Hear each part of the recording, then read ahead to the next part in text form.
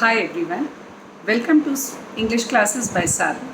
The chapter we are going to discuss today is The Thief's Story by Ruskin Bond, and it is for 10th standard. Through the characters of Anil and Hari Singh, the author wants to suggest that criminals are not the born criminals. They are made such by the circumstances.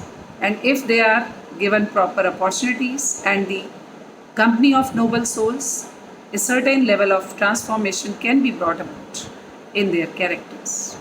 Here, Hari Singh, a criminal mind, a boy of about 14 years of age, gets entry into Anil's house, his master, a person about 25 years in age, with the pretext that, can you feed me and I can cook for you. Anil is very soft when he gets to know that he even doesn't know how to cook. He simply assures him that you can get food over here and I'll teach you how to cook. Anil even doesn't mind. He's making 1 rupee or some extra money on regular basis from the amount that he gets to buy the daily stuff. Anil slowly and gradually builds trust in him. He is also given a spare key to have frequent entries and exits from the house. Hari Singh also gets to know about the lifestyle of his master, that he is into borrowing and lending business. He also writes for some magazines.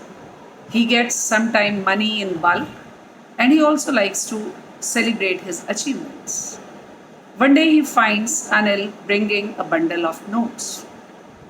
That is the right opportunity for Hari Singh as he makes up his mind to slide away this bundle and to get into the Lucknow train, which is scheduled from the station at 10:30 p.m. The moment he reaches there, he finds that the train has started moving. He is a bit hesitant to board as the idea strikes his mind. When a greedy man is robbed, he gets fearful. When an angry man is robbed, he gets frustrated. When a poor person is robbed, he accepts it as a destiny.